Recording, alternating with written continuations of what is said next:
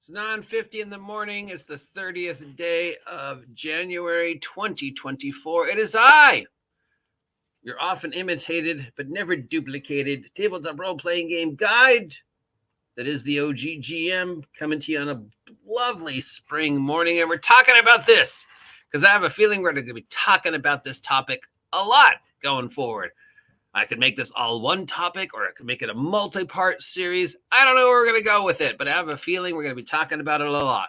Between the announcement yesterday of the Troll Lords games, Legacy of Gygax, World of Gygax, all the hullabaloo about Wizards of the Coast, the hullabaloo about Grim Jim and his article, and where the hell's the 50th stuff? I have a feeling we're going to be talking about this probably for the year.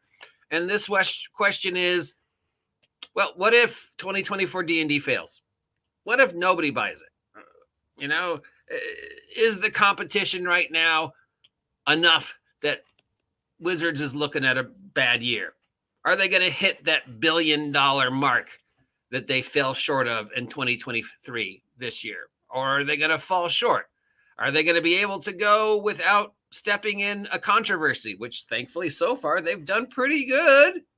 They managed to go the entire month. Let's just give them a prize for going an entire month. Remember where we are last time this year. So yeah.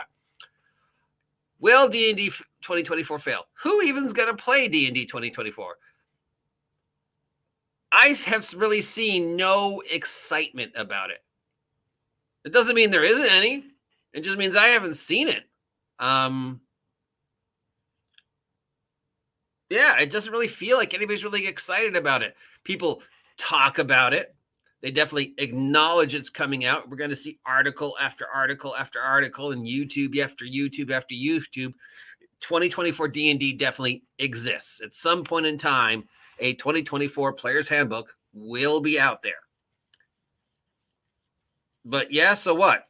Because right now, there's not a lot of excitement about it being the 50th anniversary.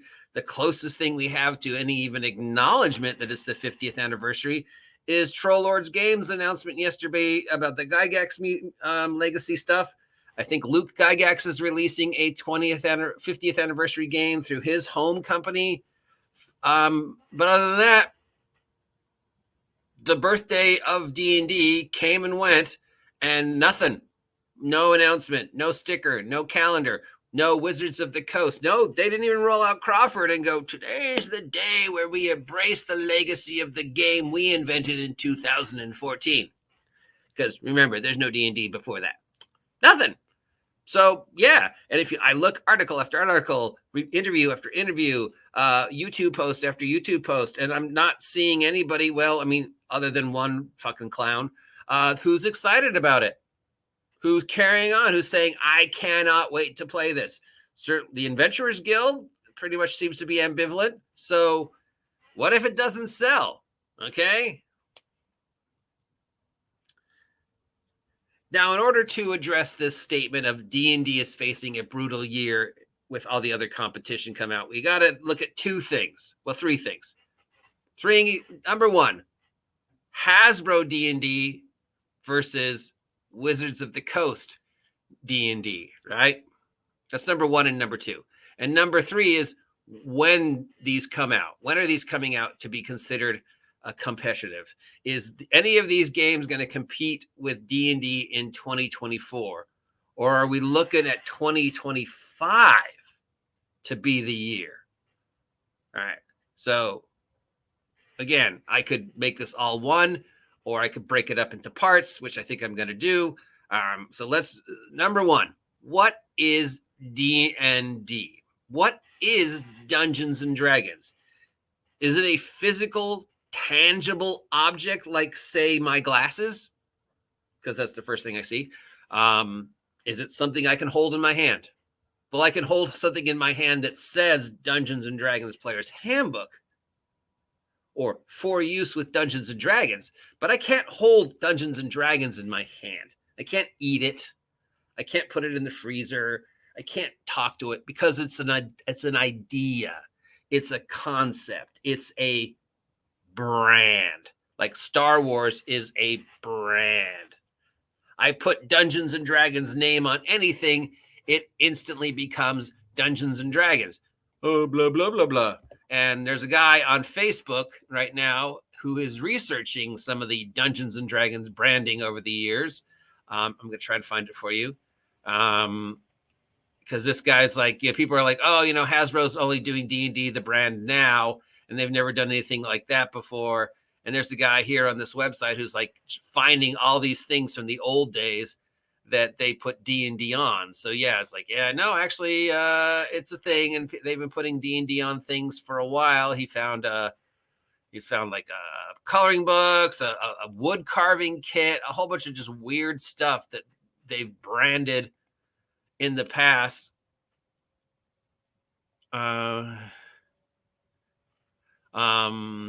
Stuff like that. So yeah, with D&D on it. So yeah, so it's not a new thing. So D&D is not a thing. It's not a physical, tangible thing. It's a concept. You put that concept on a book with some rules on it, and that becomes Dungeons and Dragons, the game. So we have Dungeons and Dragons, the concept, the brand, and Dungeons and Dragons, the game. Hasbro is looking at Dungeons and Dragons, the concept, looking at Dungeons and Dragons, the brand, and how will the brand, the idea of Dungeons and Dragons do in 2024?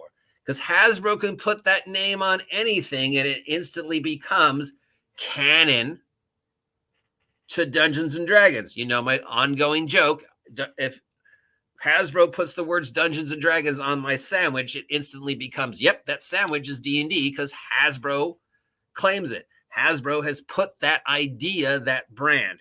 So the brand of Dungeons and Dragons, will it suffer a brutal year? Will Dungeons and Dragons, the brand, make Hasbro the kind of money they think it's going to make, especially if it's the 50th anniversary? And right now, again, we get back to, well, I would think by now you'd be milking the shit by like that, but maybe they're waiting. Maybe they're waiting to Chinese New Year. Why would they wait to Chinese New Year?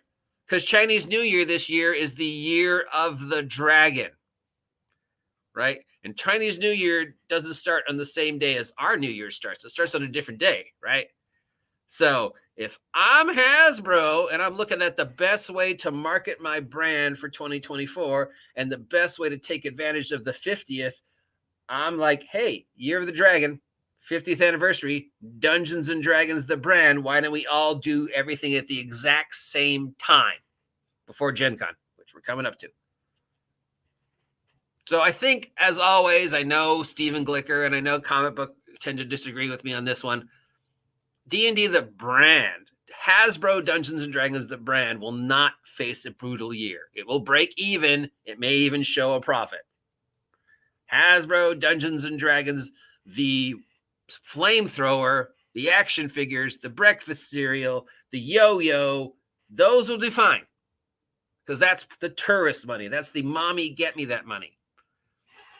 D&D Studios Dungeons and Dragons, which is number 2. D&D Studios is facing a brutal year because not only does Wizards of the Coast have to face the horrible reputation that they developed for themselves the last year in 2023, not only does Wizards of the Coast / D&D Studios have to embrace, look at the fact that we need to step it up because it's the 50th and people are holding us to this level of expectations. Not only do they have that, again, you need to make us $1 billion, which you failed to do last year, and you need to do. But what is the main thing going into D&D 2024 that they have said? If you tear it all apart and then try and just find the kernel of the lie that they are perpetrating about 2024 D&D, is you don't need 2024 D&D because it's 100% backwards compatible. Everything we make from January 1st on will be backwards compatible with everything we've made since 2014. So if we release an adventure in, I don't know, May of 2024 with the new numbers that change numbers, because numbers have changed, math has changed, they've adapted and updated shit. You can't lie about that. It'll be completely compatible with anything you've owned before that. So if you've got the 2020, if you got the 2014 Player's Handbook, you've got the 2018 Adventure, you've got characters that you made in 2022, and now in May you've bought this adventure we brought out. It's completely 100% compatible with that Player's Handbook you bought in 2014, right? That has been their main thing throughout the entire 2 years that they've been telling us about this. Their main kernel that all the other lies about 2024 D&D are built on is it's the 100% backwards compatible. You don't need to buy this book because you already have it. Wizards of the Coast D&D Studios is their own worst enemy when it regards to D&D, the game, because they say shit like this. And we know 2024 Dungeons & Dragons, will anybody buy it, is going to be competing with people who already have it. I already have this game. I've been playing this game for 10 years. I like this game the way it is. I don't like what you're doing with it. I don't like how you're treating it. I don't like how you're treating us. Why should I keep playing it?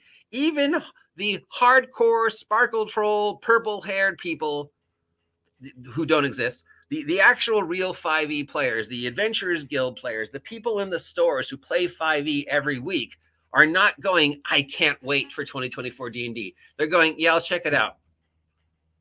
But the general feeling is, if your new game is completely 100% compatible with the old game and you just put in new pictures, why should I spend $80 I don't have to buy it? Is anybody going to buy this game? No one seems to be excited about this game, but whatever. It's coming out. We know it's going to sell. We know it's going to sell. We know people will buy it. We know people will at least buy the Player's Handbook out of curiosity or collectors or mommy get me this. So it's not going to, fail. It'll break even. Probably. I don't know, because we don't know how much they spent on it. But yeah, I'm sure it'll break even. At least the Player's Handbook will. But you've got that lighthouse saying, you don't really need this game. You don't really need this game. You don't really need this game. We're Wizards of the Coast. We're our own worst enemy. So that's number 2. So D&D brand, Hasbro, won't have a brutal year. Hasbro D&D brand will be fine. D&D the breakfast cereal, D&D the yo-yo will be fine. They may even see a profit. Dungeons & Dragons Studio 2024 Dungeons & Dragons, the game, on the other hand, that might be a failure. That might not do as well as they think it's going to do. I definitely do not see 2024 D&D making $1 billion for D&D Studios. Number 3, what about all the competition? Dungeons & Dragons is going to have a brutal year because of the competition, because of Daggerheart, because of Stormlight, because of MCDM, because of Tales from the Valiant, because of all these other games that are coming down the pike that are going to try and get our D&D money, including Pathfinder 2nd Edition Remaster. We got all these games that are just like, look at me, look at me, look at me. And that would be something I would consider, except with 2 exceptions. None of these games have really presented anything. Daggerheart, well, we kind of know some stuff about it, but not really. MCDM, well, we kind of know some stuff about it, but not really. And we're not even going to see that to 2025. They've said so. So that's not like bullshit. Stormlight, Doom, the other ones. Okay, I mean, I know they're working on them, but other than that, so that brings us to Gencon, because I told you to get to Gencon. Gencon for this year is scheduled for August 1st through 4th, my birthday of 2024. If Daggerheart has not come up and said something by 2024 Gencon, I will not consider it a contender. I would say, okay, let's see how well you do in 2025. Stormlight, same thing. If you don't step up with something by August 1st, 2nd, 3rd, 4th, in regards to your game and how you're going to kill Dungeons and Dragons, you're not a contender, dude. You're out of the game. Maybe we'll see you in 2025. Same with any other game. If you don't present me with something, if you don't present the audience with something to look at by Gencon, don't even bother. Just release it in 2025. Spend the rest of that time playtesting it because you've lost. The only way anybody is going to really truly compete with D&D 2024 is A, milking the 50th anniversary, milking the fact it's the year of the dragon, and getting something representing your product out by or before Gen Con. Really, you really want to get that in the public consciousness by March, late March, early April. You know, the beginning of the thinking of spring break, summer vacation, the beginning of con season, the beginning of the I've got a lot of money, I've got a lot of free time. It's the 50th anniversary. I want to play. Show me something. And if Wizards has something to show us by Gen Con and nobody else does, well, they win.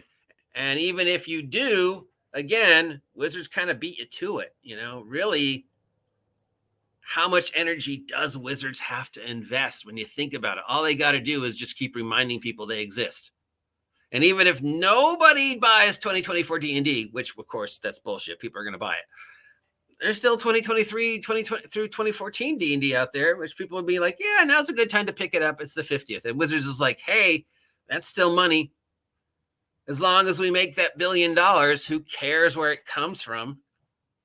Really, at the end of the day, we've built ourselves. Wizards has built themselves up to be the number one competitor to D&D, because you're going to have the D&D 5e crowd who have been playing D&D for 10 years, and then you've got the new D&D. And will that bring in new players? Will the players convert? How are they going to fight each other? How are they going to compete each other? How are they going to sell? How are they going to sell, you know, going into 2024? That's Wizards' main concern, not Daggerheart, not Stormlight, not Doom. The only ones who are stepped up and shown us anything that they're ready to go, Shadow Dark, of course, and Tales from the Valiant. Tales from the Valiant is like, yeah, I'm ready to go. But what about Level Up 5e? Well, they'll always have a soft space in my heart, but let's face it, they're Chad Gable. They're never going to get a single prize. They're never going to get that run for the World Championship. Sorry, Chad Gable. Sorry, Level Up 5e. It's Tales from the Valiant or Pathfinder. Second edition remaster. Now, Pathfinder second edition remaster is ready to go. It just needs you guys to go, hey, that's ready. That's already in that's out. I don't have to do anything. I just have to remember how the system works. But it's not 5e anymore. It is a completely different thing. So I kind of don't count it. You know, Pathfinder first edition was close enough to 3.5 that you could see it as a logical successor. And there was not much of a learning curve. If you were playing D&D and you switched over to Pathfinder, you had to relearn like 3 things. Some of the math was different. Other than that, it's the same game. Pathfinder second edition remaster and what we think 5e 2024 is going to look like, completely different beasts. So yeah, I'm weird, but I don't know if I feel it's a competition because it's a completely different game now. But Tales from the Valiant, 100% is to 2024 D&D what Pathfinder was to 4th edition. It's not that much of a learning curve, guys, and we're already out. And there's no 2024 D&D yet. And if Tales from the Valiant can get their product out by or before Gen Con, then that's the competition you need to look at. Not MCDM, not Stormlight, not Daggerheart. In fact, I think Daggerheart's dead in the water. Yeah. Now, what about Troll Lords? What about Castles and Crusades? What about the Gygax Legacy? That's a separate one. This is the starting. I think this is going to be the start of a series. I think this has to be a series. Oh, hello, Frank. Hello, Cal. Hello, Johnny D.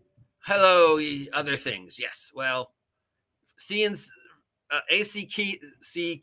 is a great game, I think. And that's a topic for a different one. If I start calling, if I do go into the OGL and the Gygax Legacy and but right now we're just talking about D&D is facing a brutal 2024, but does it matter? So, does it matter to Hasbro Dungeons and Dragons, the brand? No, it doesn't.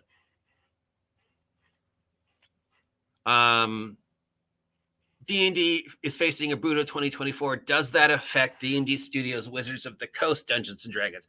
Absolutely. But who is going to bring the fight? Who is going to bring the fight? Who is going to step up and go, I'm going to take your money this year, just like Paizo took your money back in 2014? Is it going to be Daggerheart? Is it going to be Stormlight? Is it going to be Tales from the Valiant? Is it going to be Shadow Dark? I'm not counting MCDM because Matt Colville has told us it's not going to be ready to mid-2025. Which brings us to the final question. Is 2025 the year? Not 2024. I mean, all 2024 really has going for it is it's the 50th anniversary and people are feeding off the conspiracy of last year. The OGL debacle of January 2023. We're looking at 2024. Other than the fact it's the 50th year of Dungeons and Dragons, it's the Chinese New Year, Year of the Dragon. How is this different than any other year in regards to competition? If you don't grab that, it's the 50th, it's the Year of the Dragon by Gencon, then Wizards wins by default, guys. Even if they break even, even if they show a loss, they're still like, hey, at least we had something to show you guys. So you got to have it out by Gencon. So right now, it's facing a brutal 2024 is kind of just all, we'll see. And yeah, I'll cover this more. I think if you want to revisit it, I'll definitely cover that and the whole Gygax legacy thing. I'll probably cover that. Wretched, I mean, they don't want to have any, connection to 2024 D&D, right? So they're trying to get their own little thing, which I'm happy to be a part of. I think I'm still a part of, anyways. Same with Pundit, we're not really talking about those. We're talking about this article. We're talking about the brutal year that D&D 2024 may or may not be facing. So you're saying your character that you want me to put in the super jail is a dragon, Cal? Oh, well, if you want to know who to give your money to, the answer is me. If you've got 2024 gaming money you want to spend, go to Lulu, look and purchase Wretched Vigilantes, Heroes Never Win, Bad Guys Always Lose, and Henchmen Sing the Blues, soft copy. And that's where you give your money if you want a question of who to give your money to. Or fuck that, just use my Ko-Fi and give the money to me directly. So, when I start self-publishing, because I am going to, really, we could just skip the last 23 minutes and just, really, if you want to know who you need to give your 2024 gaming money to, the answer is me. Right? Just give it to me. That's it. That's the first of what I have a feeling will be an ongoing discussion. Is this the only game you should play? What is the game you should play? What is the game you shouldn't play? D&D 2024 is the last D&D. No. We'll talk about it again if you guys want to. And if you don't, that's fine too. Till next time, I've been the OGGM. I appreciate you hanging out with me. If you appreciate the content, then let me know. If you haven't had a chance to subscribe yet, let me know. If you're looking to spend some gaming money on some cool product, check out my merch, link down below. Other than that, have a great day, and I'll talk to you soon. And bam, yes,